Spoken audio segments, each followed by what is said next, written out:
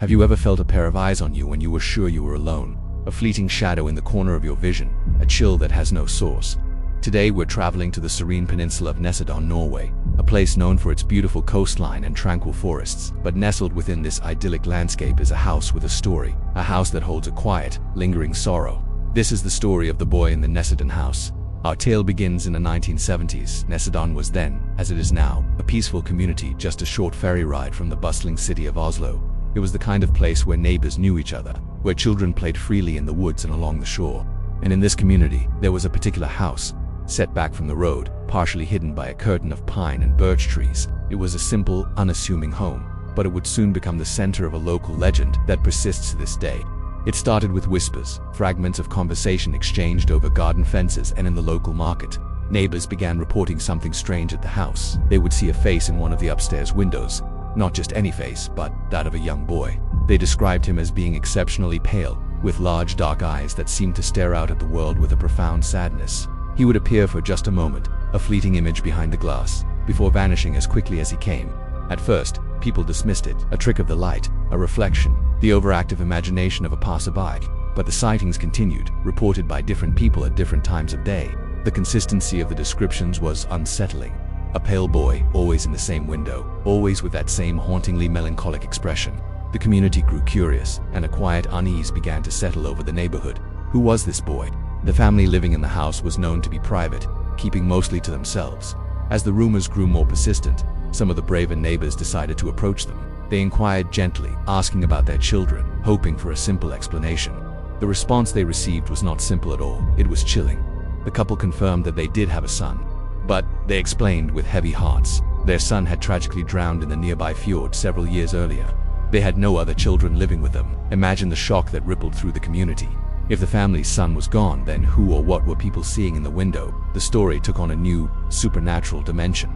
The pale boy was no longer just a curious sight. He was a ghost, the spirit of a child, tethered to his former home, unable to move on. The house was no longer just a private residence. It became a place of local law, a landmark of sorrow and mystery. The 1970s passed, and the 80s and 90s followed. Families moved in and out of the Nesodden area. The original witnesses grew older, and new generations grew up hearing the story of the boy in the window. The house itself seemed to absorb the legend. It stood silently, watching as the world changed around it. At some point, the house became vacant. Whether the original family moved away due to the painful memories or for other reasons, we don't know for sure. The empty house, however, only amplified the legend. An abandoned building is a magnet for the curious and the brave, and the Nesodden house was no exception. Teenagers would dare each other to spend a night there. Urban explorers, armed with cameras and flashlights, began to venture onto the property, hoping to capture proof of the paranormal. And it seems the boy was still there, waiting. The reports from these modern-day explorers are remarkably similar to the original accounts from the 1970s. Many who have approached the house, especially at dusk or during the quiet hours of the night, claim to have seen it, a small, pale face peering out from that same upstairs window. Some have managed to snap photographs. In the grainy, low-light images, viewers often point out what looks like the faint outline of a child's head and shoulders, a ghostly shape against the dark interior. Those who have dared to step inside describe an atmosphere thick with cold spots and an overwhelming sense of sadness. They speak of floorboards creaking on the floor above when no one is there, of the faint, almost imperceptible sound of a child's soft sigh carried on the still air. One explorer recounted a particularly unnerving experience. While filming inside the downstairs living room, their camera, which was pointed towards the staircase, suddenly lost power. After replacing the batteries, they reviewed the footage. In the last few seconds before the camera died, a small, shadowy figure appeared to flit across the top of the stairs. What makes the legend of the boy in the Nesodden house so enduring? Perhaps it's the tragic nature of his story. The idea of a young life cut short is universally heartbreaking.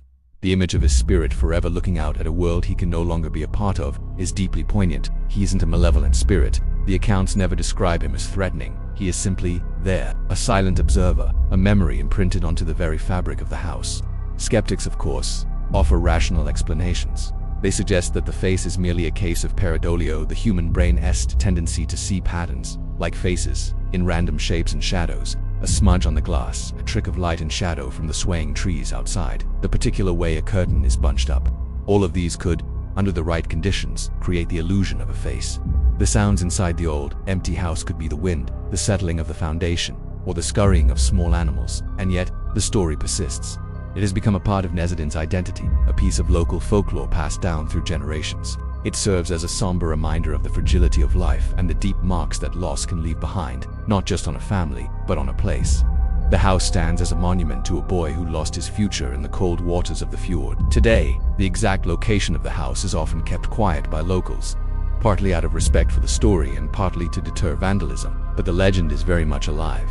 Whether you believe in ghosts or not, the story of the boy in the Nesodden house is a powerful one. It speaks to our deep-seated fascination with the unknown and our empathy for those who have suffered loss. It's a reminder that some stories are so powerful, they become as real as the wooden beams and glass panes of the house they inhabit.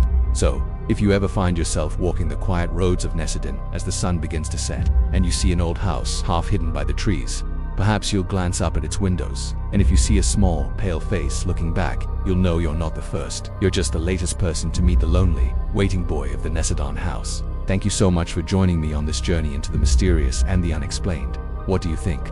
Is this a true haunting or a classic case of folklore? Let me know your thoughts in the comments below. If you enjoyed this story, please hit that like button and subscribe for more deep dives into strange and fascinating tales.